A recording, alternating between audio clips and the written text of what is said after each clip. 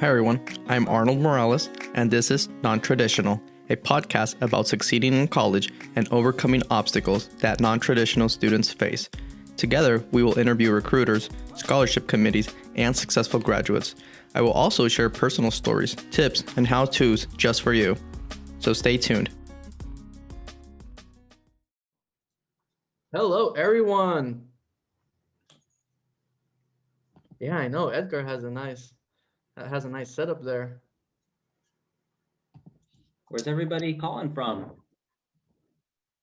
How's everybody doing? We're just waiting for some more people to hop on the call and we'll get started shortly. New York City, that's awesome.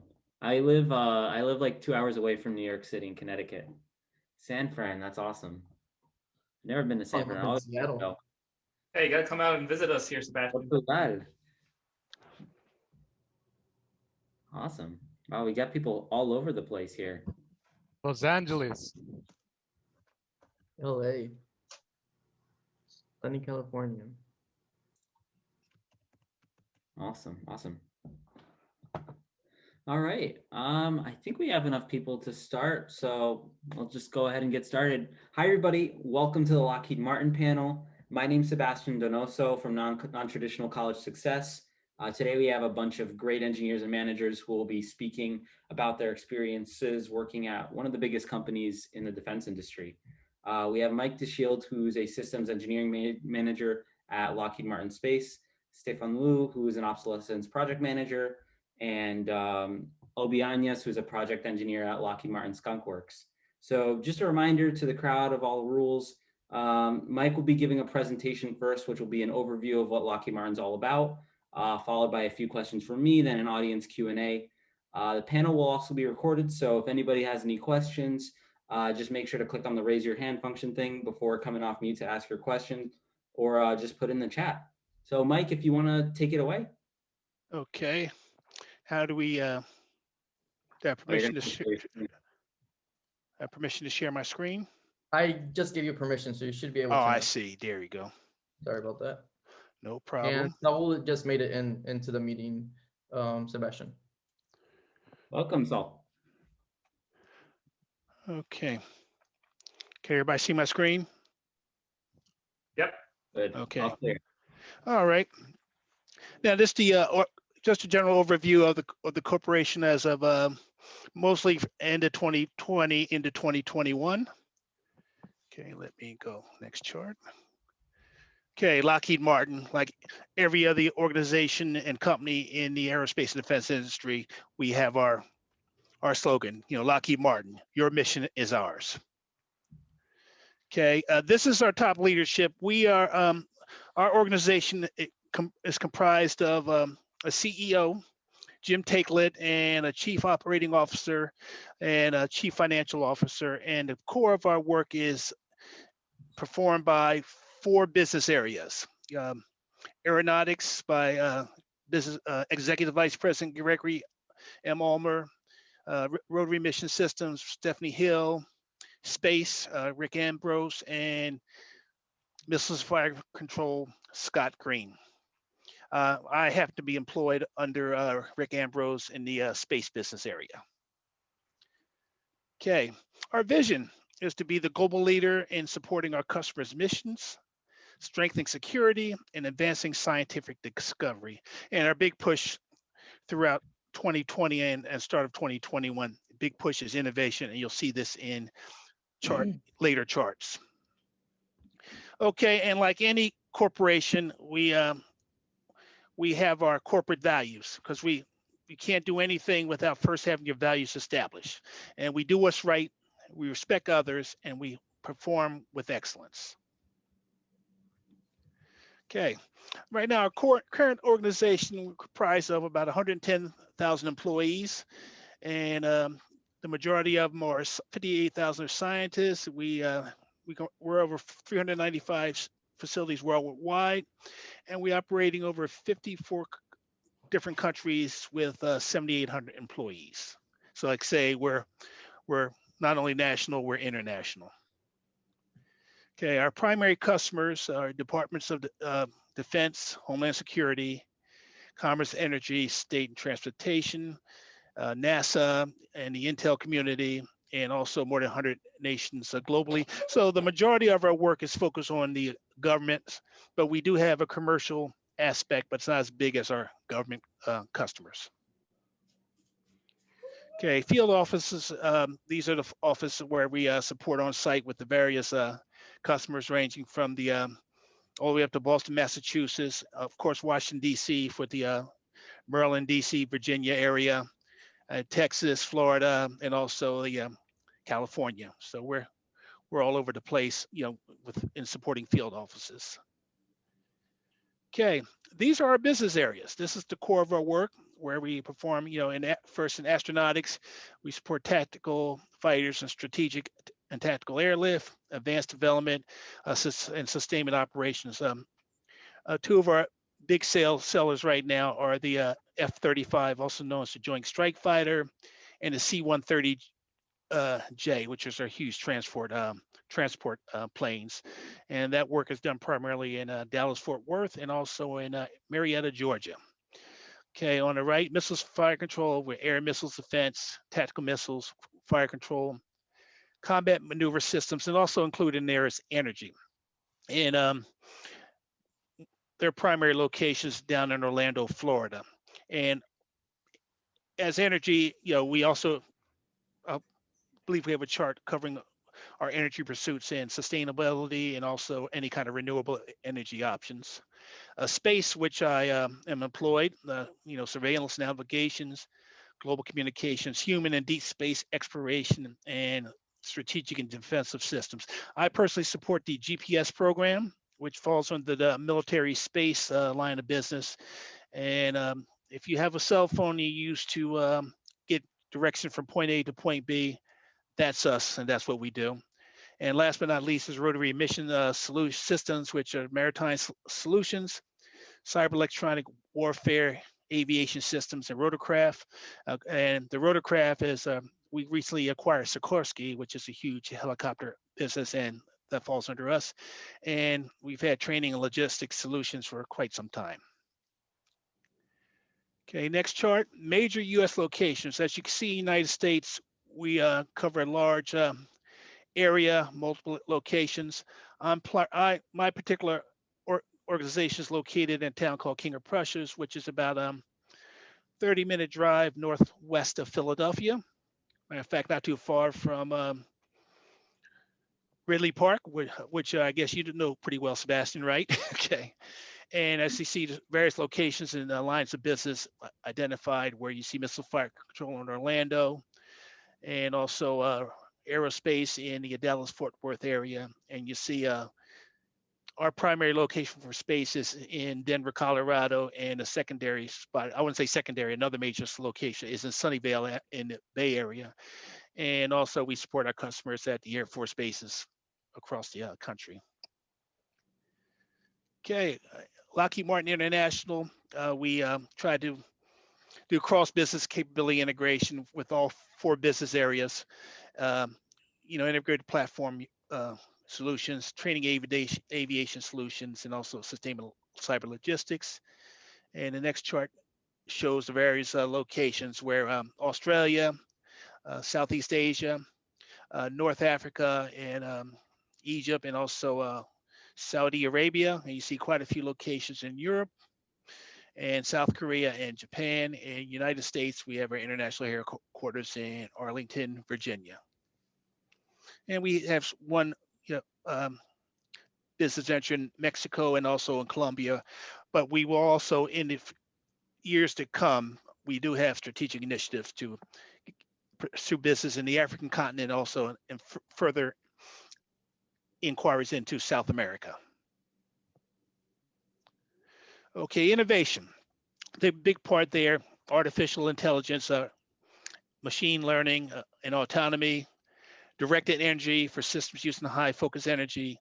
Hypersonics is a big one now, because if you watched the news a little while back when Vladimir Putin had mentioned he had a smart missile that can go Mach 10, and it has unpredictable trajectory, which means you can't track it like a traditional ICBM, where from launch it has the parabolic trajectory when it leaves the atmosphere reentry. You can track it and you can try to engage it before it leaves the atmosphere and before it reenters.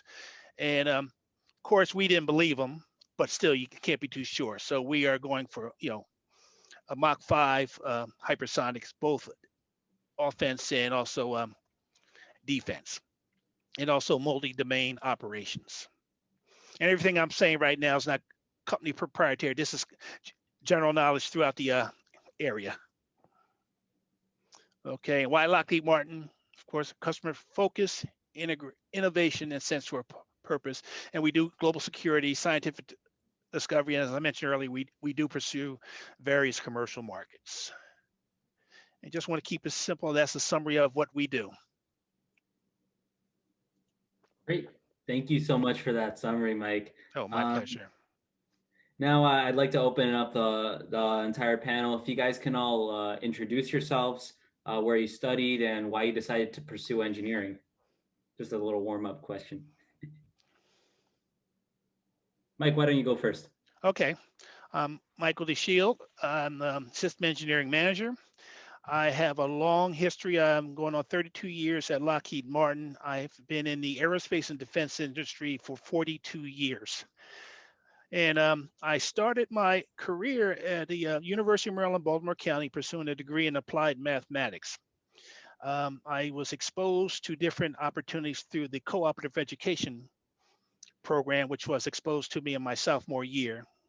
And from there, I did 4 co-op terms with the Department of Navy, with 2 at Naval Surface Weapons Center in Silver Spring, Maryland, and 2 in Naval Air Development Center in Warminster, Pennsylvania.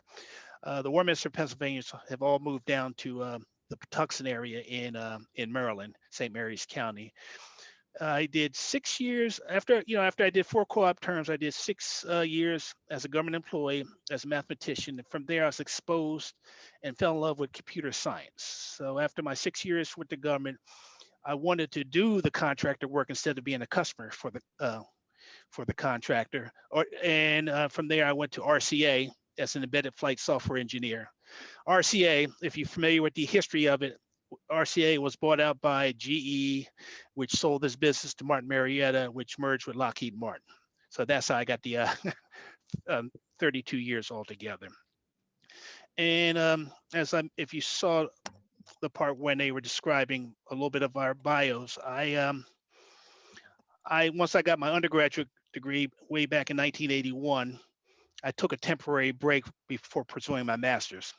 Well, as life gets in the way, that temporary break wound up being 35 years. And I was inspired, believe it or not, from the people I mentor and my peers who were pursuing advanced degrees to go back to school to get my master's in system engineering at George Washington University. And from there, I've supported various other programs in Lockheed Martin, but my latest one has been GPS, which I've been involved in for the past 11 years, and I'm still having fun. Great. Stephen. That's Steven. Yeah. I've been at Lockheed now 7 years, all at the Sunnyvale, California site, so focused on Lockheed Martin Space. I'm currently a project manager, as Sebastian said earlier. I've been in this role for about 2 years now, but I didn't always want to be a project manager. I graduated with my undergrad in computer engineering from San Jose State back in 2013. And at that time, I was thinking, well, let me wait a few years before I figure out what I want to do for my master's. During my first job, we had a project manager who eventually became a mentor of mine. Sort of inspired me to go down that project manager route. So I got my master's later on in engineering management. I finished that in 2019. And through my time at Lockheed, throughout the 7 years, I've had 5 different positions, mostly through the engineering leadership development program. So I got to do 3 rotations over 3 years. And my 3rd and final rotation is the job I'm continuing to do today as a project manager. So, yep, been here for 7 years and had 5 different jobs. So just having that wealth of experience, going from job to job, learning new things, going to different programs, just has been a great experience so far. Great. How about you, Saul? We have Saul online? Yeah, I'm still here. Can you guys hear me?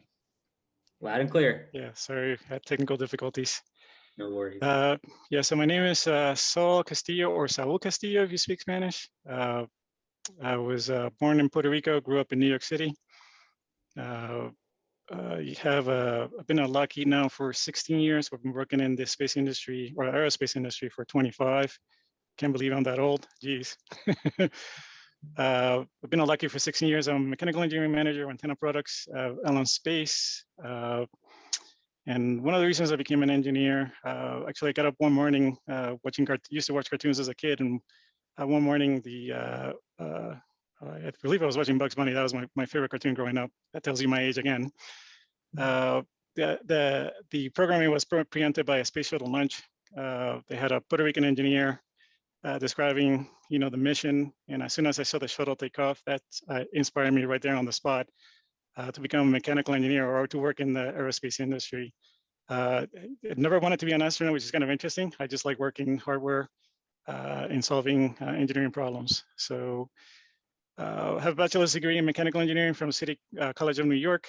And then I have a master's degree in aerospace engineering from the University of Southern California. I started working for a company called Hughes Space and Communications over on the West Coast, which became part of Boeing, actually still part of Boeing at this point. I think the new name is the Boeing Satellite Development Center. After that, I worked in Connecticut a little bit for a company that used to be called Hamilton Sundstrand, which is now part of Collins Aerospace, and part of that UTC Raytheon merger they recently had. And then shortly after that, I started at Lockheed Martin. I've always worked in antenna systems or subsystems as a whole as a lead on a number of commercial and civil and national security missions as well.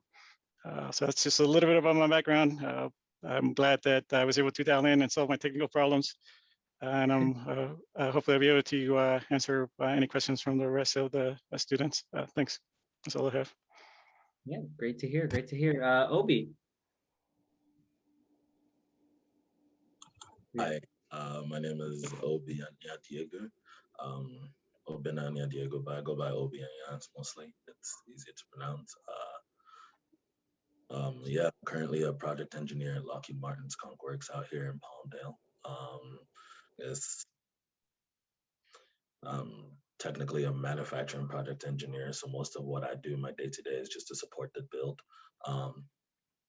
And to my drive in the industry. Well, I've actually only been here for less than a year, so I'm approaching my year in June, I believe. And yeah, I grew up really reading about the U2 and the Blackbird and also the Nighthawk. Actually, my favorite plane is Half Blue. It's the, I guess, flight demonstrator for the Nighthawk. And I was really interested in aerospace from a young age, mostly because of the Concorde. I think I had read about a trip from U.S. to from New York to France. I can't give you the exact time that took, but that really interested me. I was really little, and I got an encyclopedia of planes, and in that were like SR-71 and everything else, and I used to just pore over that. And so my path was really, I just wanted to work for Skunk Works, and I had other jobs there. I've worked in Safran and during my internships, but right now I'm here as a product engineer, and it's my dream job, and it's fantastic. And I'm down to connect with any student who wants to just talk about getting the job and what it takes to get in the industry. So yeah. Yeah, and nothing beats Skunk Works. I personally believe that it's the crown jewel of Lockheed Martin. Well, yeah, well, that's awesome to know. We have a lot of students on this particular Zoom call, and knowing what you know now, what's one thing you wish you knew as a student? It's open to anybody who wants to answer on the panel. I think I could get that going. So in my case, I was, by the time I graduated high school, let's just say academics were not necessarily my main priority when I started college. So I think I wasted like the first year and a half. I had too much fun, not that much studying. But it took me a while to find a group of friends or a group that were actually a lot smarter than I am. And I managed to basically be part of that study group. And that's how I managed to get my undergraduate degree.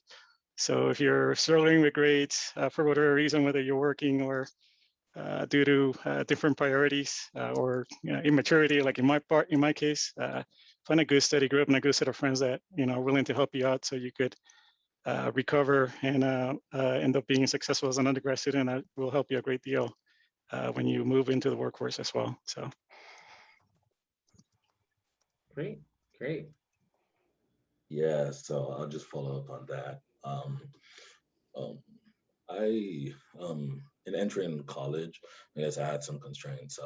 My mom was ill, and I was taking care of her, and I had been like a model student up until my final year of high school. Actually, I'd been like a National Merit Scholar and all the other accolades you put there. I was an IB, and then in my final year, I just stopped going to school, mostly because I had to take a stand for my mom, and that really affected me. In that, I actually saw my best friends go off to like better schools. My best friend went off to Yale, and then another close friend went to Harvard. And nothing bad there. It's just I was studying with them, and I internalized some stuff. So when I went into college, I wasn't really focused there. I wasn't really.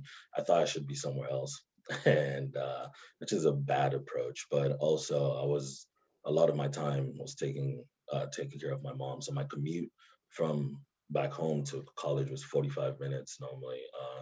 Well, in the mornings, and then traffic because it was from McKinney to Arlington.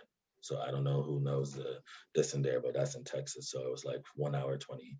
And that was so I really couldn't stay in school, and then I actually left. I was a security guard for a while, and then when I went back into school, it was like 3 years or 4 years after that, I knew that I was like, well, I need to be competitive, or not just. I knew I wanted to be in aerospace, but I didn't know how to get into the industry, and it was just I didn't know what kind of skills you need for the industry. I just knew I needed to work there, and I was like, what makes me a viable employee as opposed to all the other students that are there, they're competing for the same job? What kind of skills do I develop that I go into interviews and I can show that I know this stuff. Like, and so a lot of the skills I learned were just, I know a lot of times you learn things from classes, but try and get into different organizations there where you're just actually picking up, even if it's just a design, like you're working in Formula SAE and you're working on the engine, or you're working in a robotics club.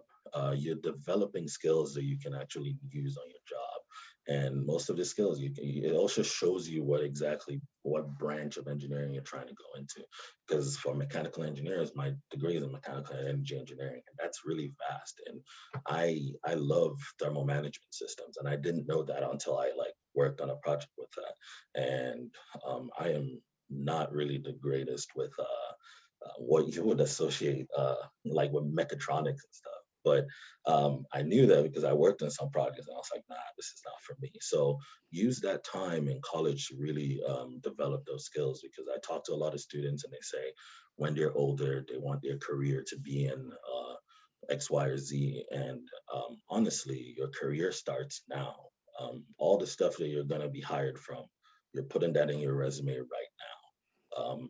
So that you've already started your career. It's just fine tuning your skills. And lastly, sorry, just networking. As a student right now, you have this is what helped me, because especially for aerospace, especially in defense, there's so many jobs out here that are not as publicized or just well known. So especially with Skunkers here, I'm even learning more jobs that I didn't know existed, like research scientist or whatever. I'm like, what's that? And that's constant. But if you see a job and you're not sure what it means and you're interested in it, reach out, because a lot of times right now, a lot of professionals, they are able to connect with you as students because they remember when they were students. And it's way harder to do that like when you've already been in the company. But when you're out there, you're recruitable. It's like, oh, maybe this person will join our company. Maybe this is a talent that we need. There's also scouting talent, and try and understand that. So that's one thing I wish, because I learned that in like my final year, and I wish I'd networked more just to understand the opportunities that exist out there. And I'm in my dream job right now, so I'm happy. But um, that's just the advice I have out there. Just try to understand the industry you're trying to be a part of, and start developing those skills today.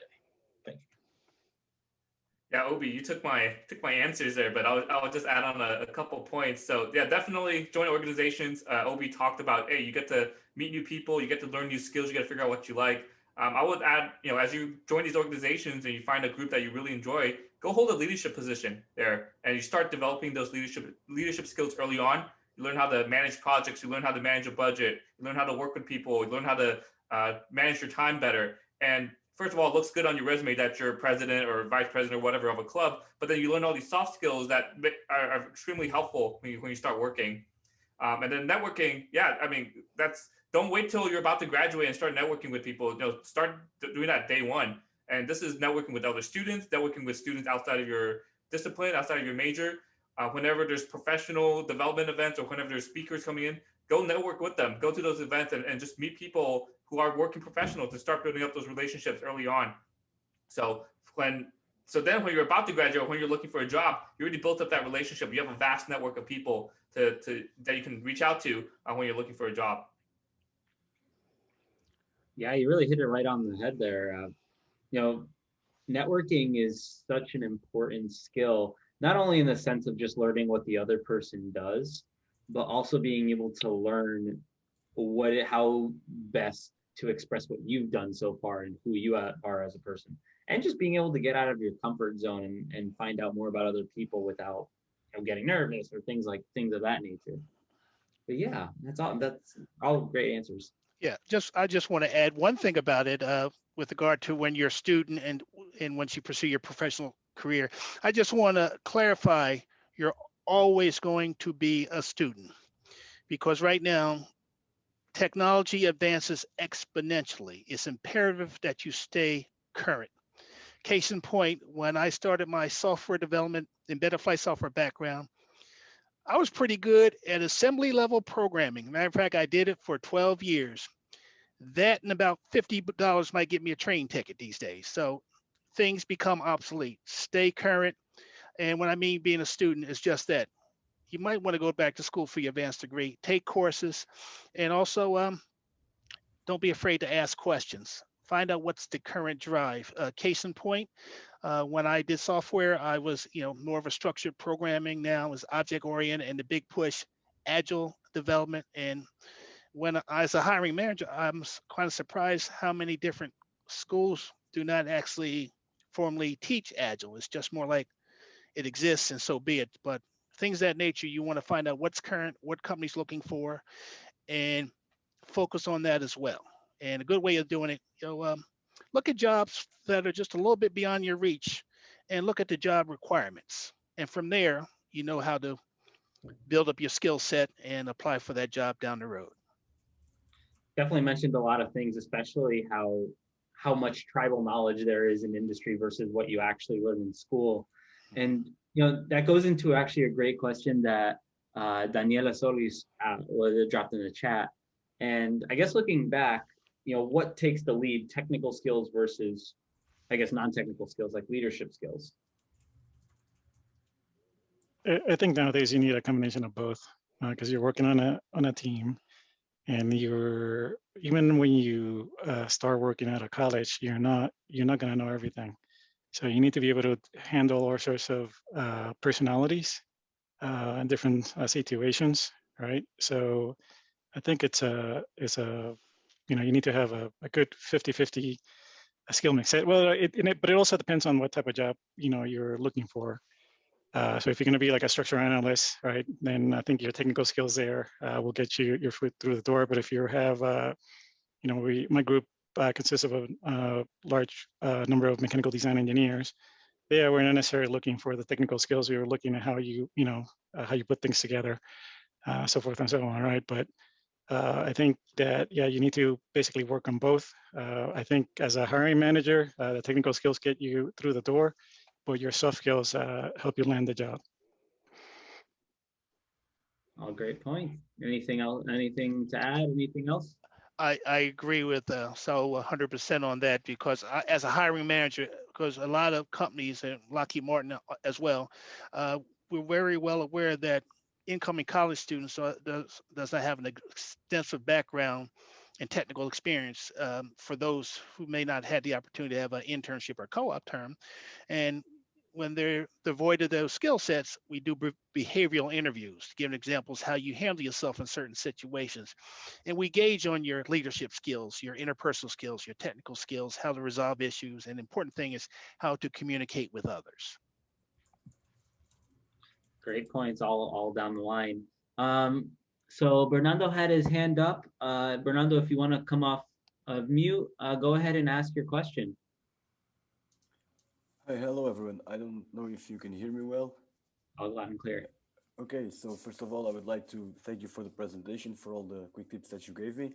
I'm a master's student. I'm doing my thesis in aircraft.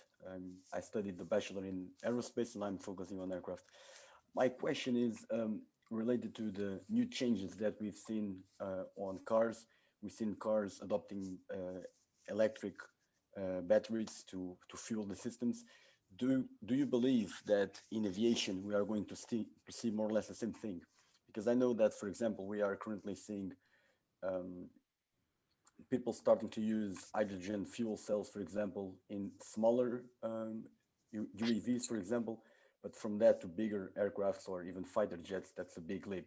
But if you believe that there is something to happen in the future, thank you.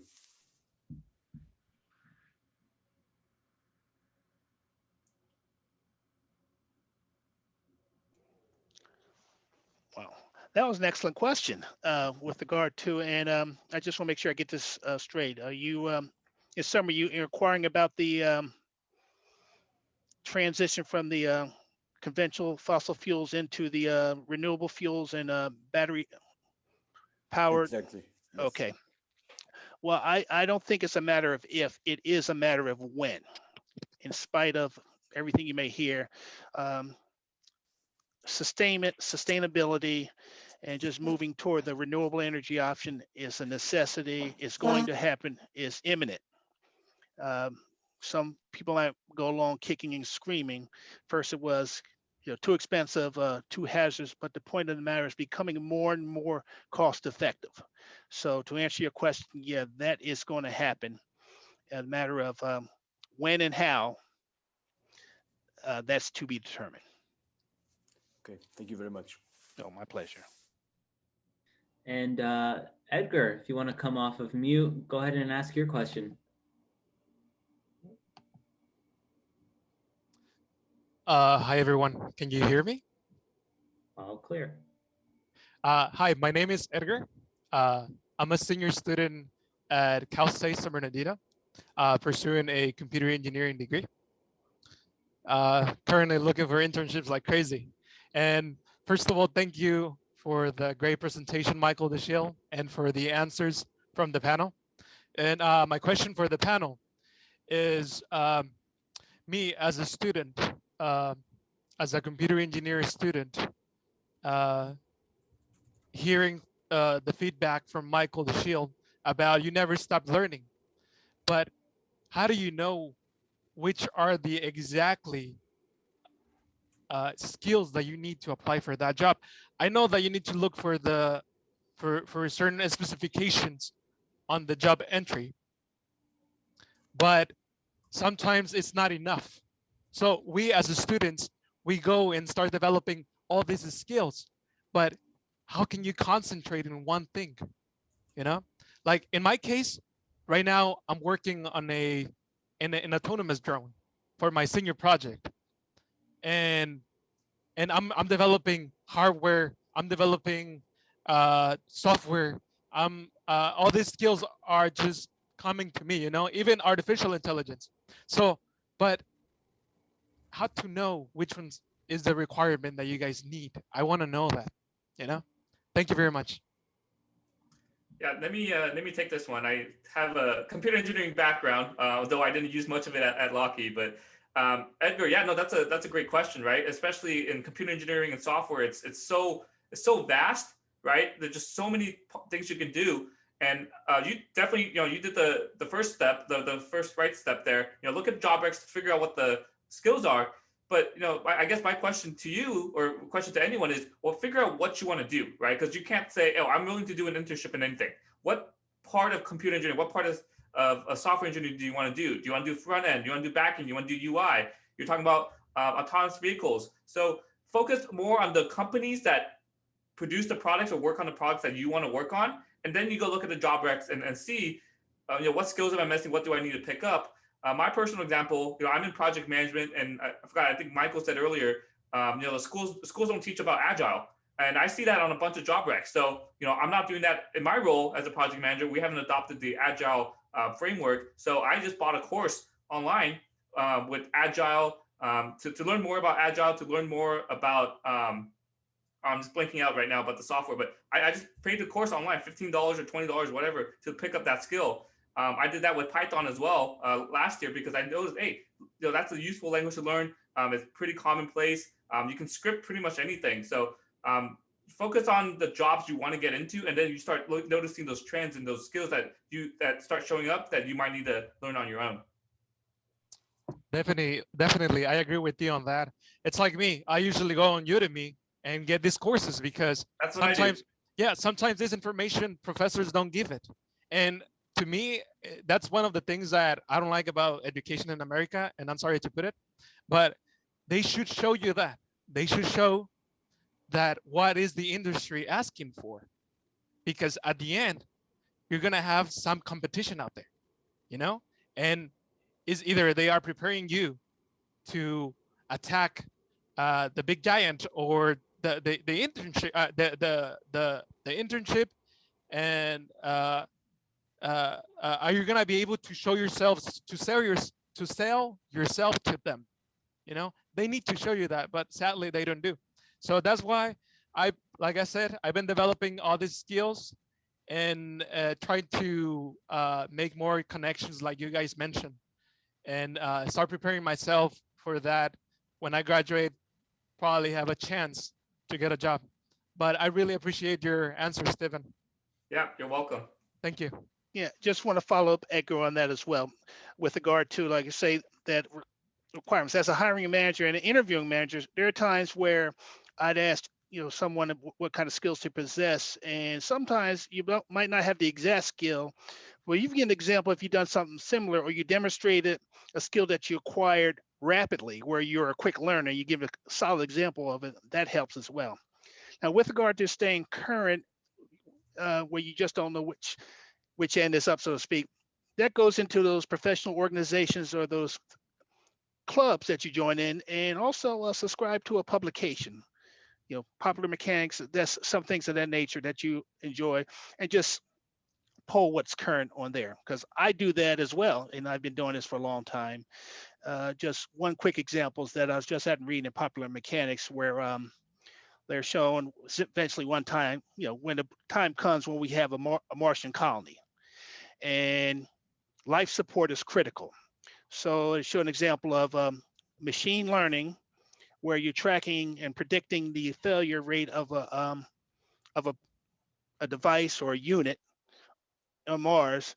The machine learning, message sends a message to the 3D printer to develop that new replacement part to keep things going. When I saw that, I said, wow. So, and you figured you could say that's great in the future, but no, the future's now. 3D printing is the state of the art these days. So just stay on top of that, and just, like I say, keep learning in any which way possible.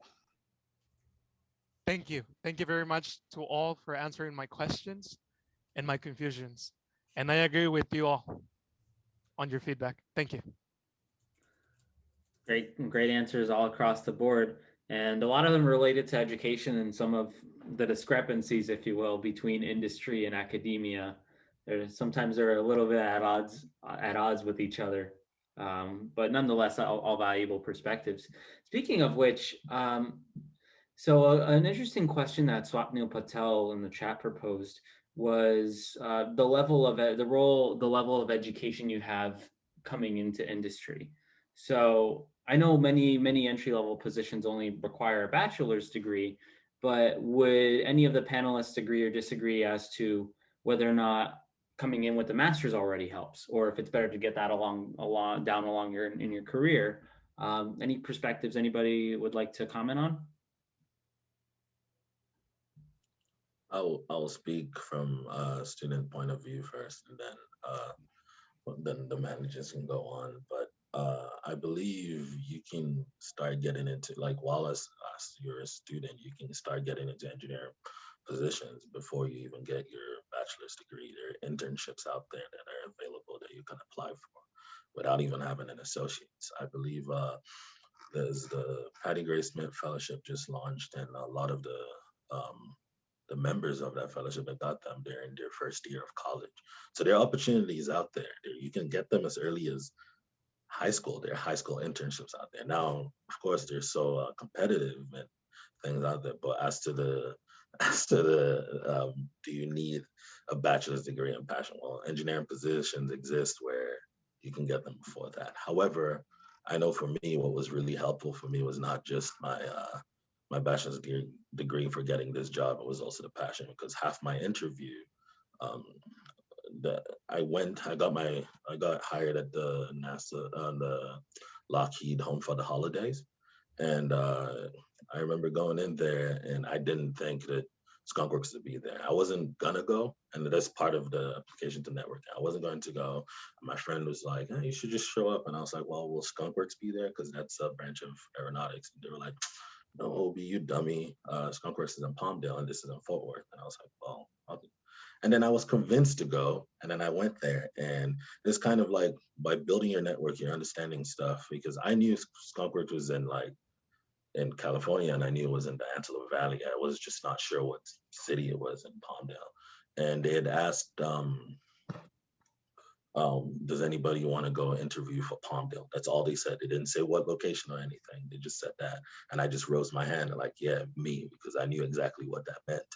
And then in my interview, I was just like, hey, is this for Skunkworks? And he's like, yeah, it is. And he was laughing. And after the first part of my interview, the average time for everyone else is like 15 minutes. And my interview lasted like 45, 50, because half of it was just him quizzing me about different planes and like what's my favorite Skunkworks project, and I was like, oh, my favorite X-plane, and half of it is just showing my passion. Now, I had my degree there, but I was able to be conversant on like the passion I had for aerospace, and specifically with that, and that was helpful me getting this job. So I mean, it's passion, and a bachelor's helps, but I do know there are engineering positions that are out there, and then you grow. So even right now, there are internship positions, and I urge you to apply. That's... Great answer. Any other thoughts? It depends on the job that you're applying to. If the basic qualifications for the job require an engineering degree, then you need to have one. However, having said that, there are other positions that allow you to enter the aerospace or the space industry with a regular bachelor's degree, and then you could grow yourself, or you could grow into like an engineering manager position or project engineering role, or even a senior manager position. One of the directors at our company has a bachelor's degree in political science, but he learned how to become a program manager, and he's one of the best program managers that we work with, and now he's a director. So it can happen. You may not get the engineering degree with the title, but you may be able to work in one of the support organizations and still, be involved or be part of the missions that we support. So, and I have a couple of other people like that I know that became directors. I started as technicians, with just a high school degree, and they went back to school, late in their careers, and they're doing really well right now. So yeah, bachelor's degree and passion will help you get there. It just takes you a little bit longer to get the position that you want. But Great answer. So we have Jason here with his hand up. Jason, why don't you come off mute and go ahead and ask your question. How you doing? Thank you for inviting me to this little event here. I have a question for Michael and his PowerPoint that you presented a few minutes earlier. Towards the beginning, you showed an image of each of the branches within the Lockheed Martin community, and I want to ask about the space community in particular. One of the attributes you had for that was scientific discoveries and human advancements. I just want to ask, could you elaborate a little bit on what exact discoveries are you trying to pursue in the space field? You can talk about that a little bit more, or anybody that may know about that. Thank you. Oh, excellent question. I'll need help on this because in my area, like I say, I do the military space, the GPS program, and I know we have our Mars rover program, Project Orion, where we're doing exploration there for trying to safely land the first human on the Martian planet, and also doing deep space exploration of that nature. Any other panelists want to chime in on that? Yeah, I was gonna say, I know Lockheed's been involved in every single Mars program ever since history, and you mentioned the rover.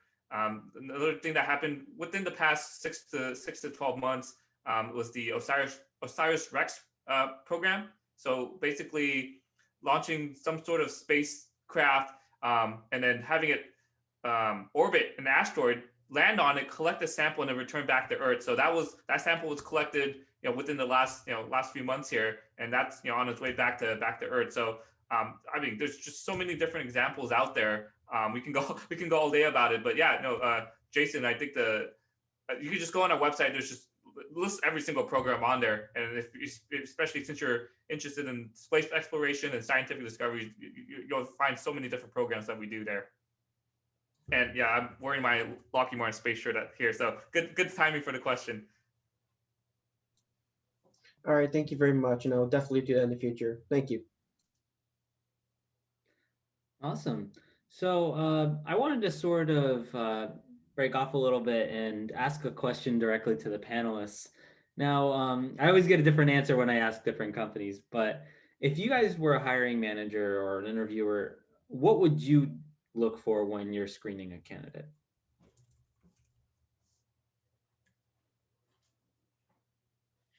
Yeah, I'll say we touched about it a little bit earlier, especially since I work in the space business area of Lockheed. I want to see that passion. I mean, Obi talked about it earlier. Especially if you want to work in the space industry, you obviously need to have a passion in it. Jason was asking questions. Hey, what kind of programs do you work on?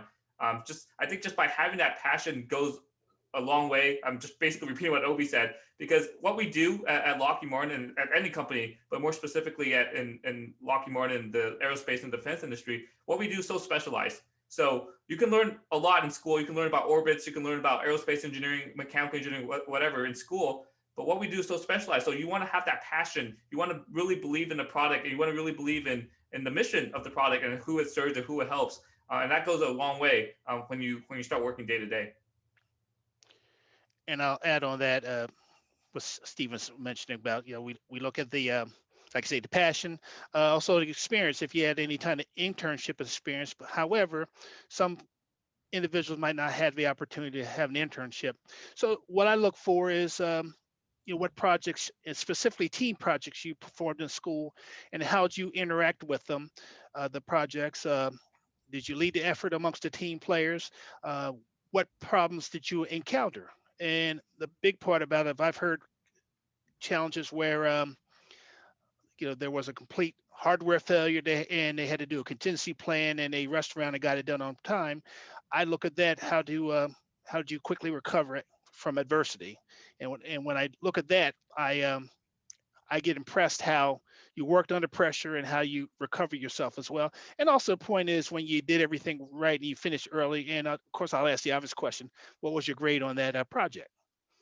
So some, like I say, you might not get an opportunity to do an internship, but I also look how you perform in school amongst your students doing a team project. Yeah, I'll add to that I'd like to ask if you were successful or if you weren't, or how, if you had any team dynamic issues where somebody was not pulling their weight. I want to see how you handle adversity, not just during the school project, but also also in your personal life. I like to get to know the candidate, because it's not just about technical skills or soft skills. It's I like to see how, or I like try to picture how this particular individual is going to perform as part of the broader team, right? So I'd like to ask the questions of, okay, give me an example of a situation where you had a problem or you made a mistake, and how do you recover from that? That's one of the questions I like to ask. But pretty much I agree with Michael there. We're looking at combination of technical skills, soft skills, and how you handle stressful situations. Because in our day-to-day experience, you are going to run into challenging situations. We want to see how you're going to be able to handle those, or at least get a feel for how you fit with the rest of the team. And I like the personality too as well. Like to look at personality and sense of humor. So I'd like to see the full self of the candidate, before we can make a hiring decision. It's not just about getting good grades or being a go-getter. I like to see that team interaction as part of the interview process. So Great feedback. Great feedback. So this is an interesting question from Arnold, actually. What motivated you guys to be on the panel today? I think in my case, I recruit. I go to career fairs like every couple of years or so. I think this is a perfect opportunity to share, my experience in the industry as somebody who graduated from a non-traditional college and had a rough path and struggle early in school, and just to show the rest of the participants that you work hard, and you get to you'll be successful, right? And success is gauged in different ways. In my case, I don't consider myself successful because I'm an engineering manager. I just think that from my perspective, I've been able to work on a variety of different projects, and I had some early struggles I was able to overcome. And if you're going through that right now in your career, I'm here to tell you that, things will get better, and you'll, down the line, you'll look back and with pride, and I like to, pay it forward too as well. I guess from my perspective, I figure, I think, we look at engineers and we think that we're all perfect, right? And I'm like the one example where I'm not. So, and you guys get to see the results of our missions, but you don't get to see like part of the hard work that goes behind the scenes and all the arguments and disagreements and stress that we go through. But like I said, from my perspective, I just wanted to give share my perspective, my story. And if you're questioning whether getting an engineering degree is worth it, I'm telling you that it is. It may open up a bunch of other doors that you haven't considered yet. So I don't know. I hope I know I rambled there a little bit, but I hope that's clear. So Yeah, and I am humbled and honored to join this panel. When I heard about it, I was so excited to do it. The big part for me, as I mentioned, I have 42 years in the aerospace and defense industry. As you see, at this stage of my career, I have more years behind me than in front of me. So the important thing is that as the generations evolve, because I'm a baby boomer, and 20 years ago, the baby boomers occupied 2/3 of the aerospace and defense industry jobs. I think now we're down to less than a third. Times are changing, and I want to pass on the knowledge I have. And also, as I do my mentoring and career discussions, I don't have a success story to share. What I have is a number of mistakes I've made. I've hit every landmine known, and you can learn from me to be successful. Just don't do what I do. And in spite of that, I did okay. But the important thing is, learn from my mistakes. Again, I don't know if Sal, you experienced that, but when I was in your shoes as a co-op, the law of the land was shut up, sit down, and learn something. Now in this generation, you're coming aboard with a whole set of new skills because you're learning things. When I look at resumes, I see things that weren't around when I was a college student. Raspberry Pi, Arduino, etc. We didn't use it. It wasn't available. Matter of fact, laptops didn't exist then, but I digress. But the important thing is I can share my knowledge base on how to share what's going on, and you bring in why does it have to be that way, and we just use that synergy to press forward. And I'm committed to do this until I retire, and it will be within this decade, probably around 2026. It's coming up quick. So Yeah. at this time we are running out of time, but there was one more valuable question related to mentorship that I wanted to bring forth to the panel that somebody had asked. And it really is just, how can I find a mentor? So if, as a college student or even earlier or later, I know we've kind of touched up on it before. I'll take that earlier for what I've done to find mentors. I think as a student right now, you have to be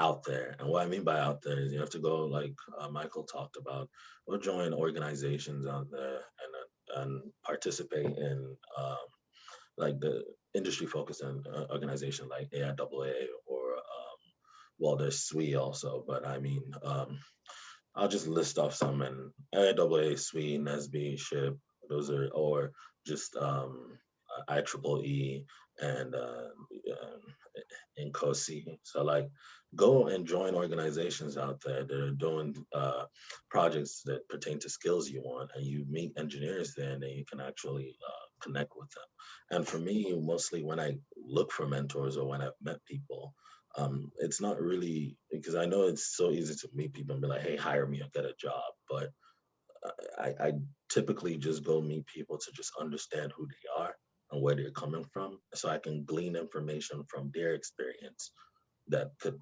work for my life. And even if there might not be any direct line of communication right now, any direct way they could help me, you just want to learn who they are and be friends with them, and that's fine.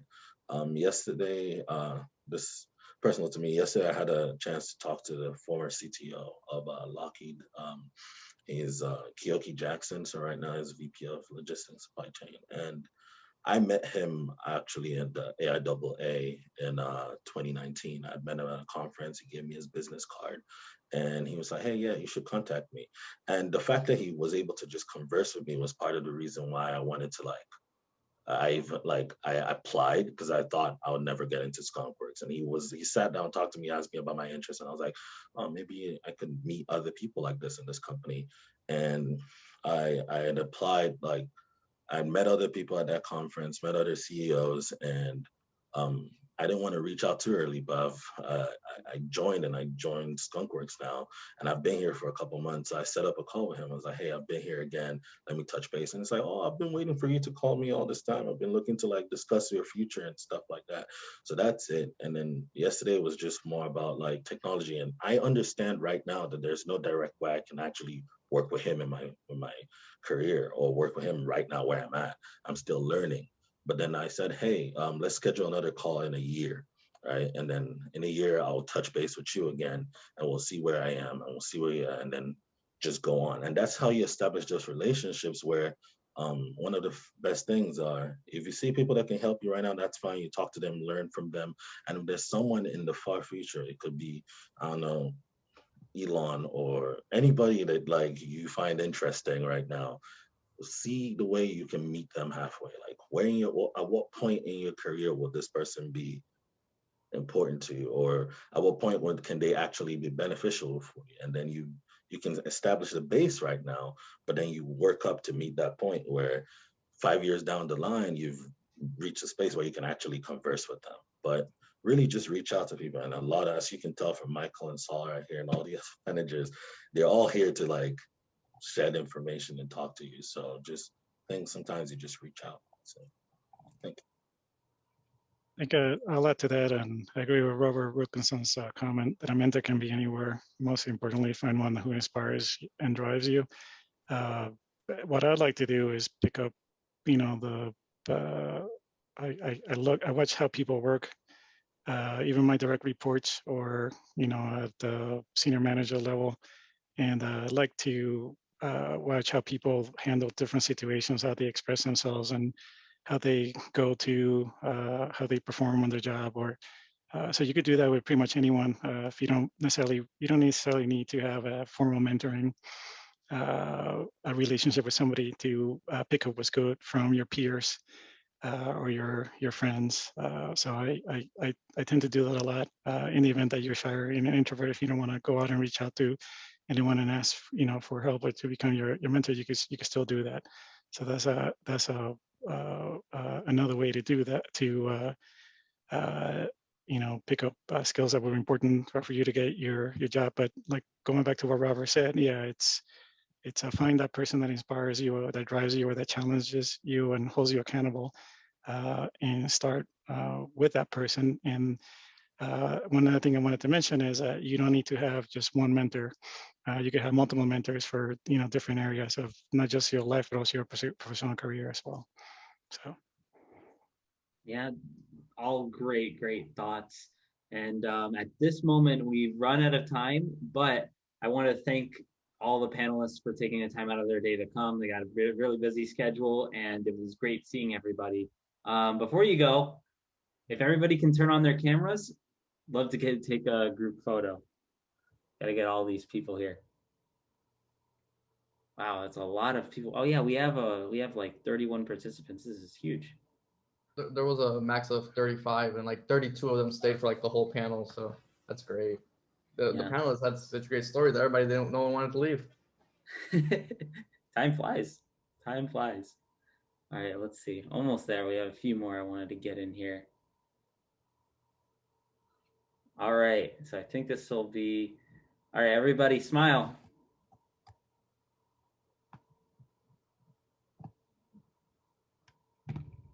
Awesome, got the picture. All right, thank you so much, everybody, for coming in and learning a little bit about all these Lockheed Martin engineers, managers. It was really fun seeing everybody, and thanks to all the panelists for coming. We really appreciate it. Appreciate your invitation. Thank you very much. yeah, And thank you. shameless plug for the Boeing panel next Friday. Feel free to come to that too, and we're doing the same thing. Just come to Lockheed. You don't need to go to Boeing. Sorry, Arnold. Hey, we need some competition here. Sebastian's at Boeing too. Sebastian's another Boeing employee. Appreciate the support, Sebastian. Yeah. Always have the good bantering back and forth. That's all good. Yeah, at some point, friendly competition. yeah, at some point in your career, if you're working in the States, you'll work for 3 major aerospace companies. So yeah. I already did at Northrop. I already did Northrop Boeing. I'm just missing Lockheed. Yeah, Come on over, Arnold. I'm good. Oh man. But yeah, this was a really great panel. Thanks again for coming on. Yeah, and just one last thing. If anybody wants a 1 hour career discussion with me, just reach out to me on LinkedIn and I'll try to schedule something for you. Be careful what you ask for, Michael. I did that once and I had like 15 1-hour conversations. Well, I'm not going to do them all on one day. I'm going to spread them out. So I'll do them in 1 hour. Okay. All of you. All right. I'm Thanks, impressed. everyone. Thanks, everyone, for coming. Thank you. All right. Take care. Bye. Take Have a care. good one, everyone.